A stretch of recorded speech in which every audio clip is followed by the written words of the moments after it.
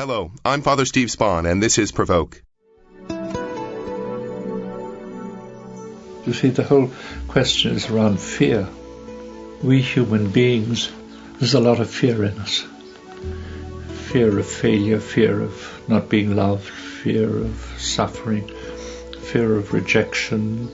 And that fear is very difficult for people, so they become invulnerable and controlling, and they don't know that they're a broken person and that they have a very broken and vulnerable heart.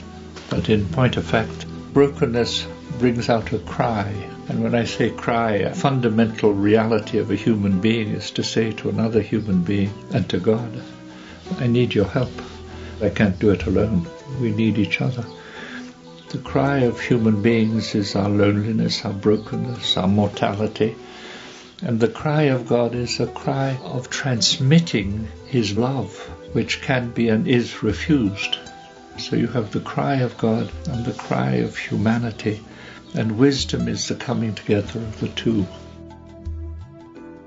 Thus began our conversation with 80-year-old Jean Vanier, a soft-spoken, gentle giant of a man, and the founder and spiritual leader of l'Arche, an international federation of communities where people with and without developmental and cognitive disabilities live together. What is important is that we are conscious that I am not better than you. I have gifts, yeah, but I have brokenness. That's true also. I am, but also I need you. It's when we pretend that we're not weak that things go wrong. See, the whole mystery of relationship, and I find here we're touching, is to love people as they are and to accept them as they are. To love people is to enter into a relationship of communion. And there's something beautiful in the meeting. In a meeting we both become vulnerable. I mean, there's a sort of poverty in love. Relationship is not I can do things for you. It's we can be together. You see, we see here in l'Arche the difference between what we call generosity and communion. Generosity is to do things for people. You can give money, you can give time, you can give knowledge, but there's always an element of power. I give what I want, when I want, to whom I want, and I get a feeling of goodness about it, a feeling of power. I'm helping people, so I am someone. Whereas what people are crying out for, they're crying out, do you love me as I am? Do you see my person behind the suffering person? And here we touch the mystery of God, who loves us just as we are in our brokenness and in our poverty. Maybe it's only God who can do that. So I mean, here is how to hold on to that mystery of loving people as they are, and then believing that if they discovered that they are loved as they are, then they want to begin to change. We don't change people by telling them to change. You don't tell somebody who's alcoholic to stop drinking. And you don't say, if you go on drinking, it's going to be bad for your health. They know that. You don't have to be told. But they need someone who says, I really believe in you. But then they will put you to the test. Do you really believe in me, or are you just saying words? You see, what people are frightened of are words where there's no truth behind the words.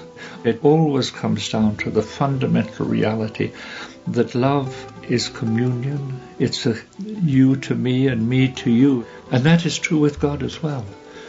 The extraordinary thing is the discovery that God is vulnerable. Because if God is a lover, then the lover can be hurt. And that says something about the whole reality of the cross. You see, the mystery of the cross is a physical pain, which is part of it. But the most painful is humiliation, failure, and abandonment. And here is the greatest pain. It's a very human pain. For me, human is what it really means to live deep emotions, like grief. Because the very pain is the sign of a depth of relationship. I mean, we'll always be self. You see, it's not because I succeed that I'm any good.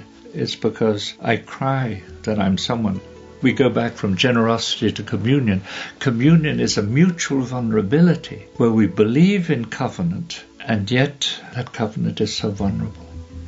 And as we are strengthened, we are more conscious that God is present, and I can just be myself, and I might be wrong, but that doesn't matter. I mean, we're together in all this.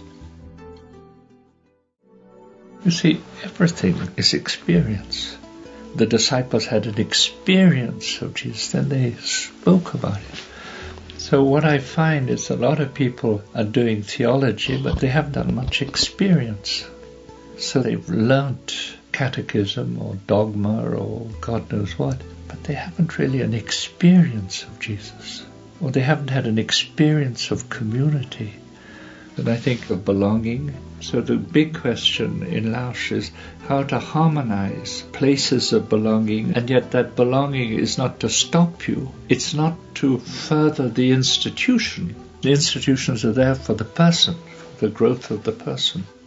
An ideology is when you have an idea, but you're not listening to reality. Whereas what is important is the acceptance of other people and the realization that we heal each other. And in a particular way, we are healed and transformed by the weakest and the most vulnerable and the poorest. You see, the incredible thing with God is that the love of God and our love is intermingled in some mysterious way. I am the vine and you are the branches. I mean, it's very strong. It's intermingled, it's one. And that is the work of grace. That is the work of the Spirit. It's the presence of God being revealed in a special way at a special moment.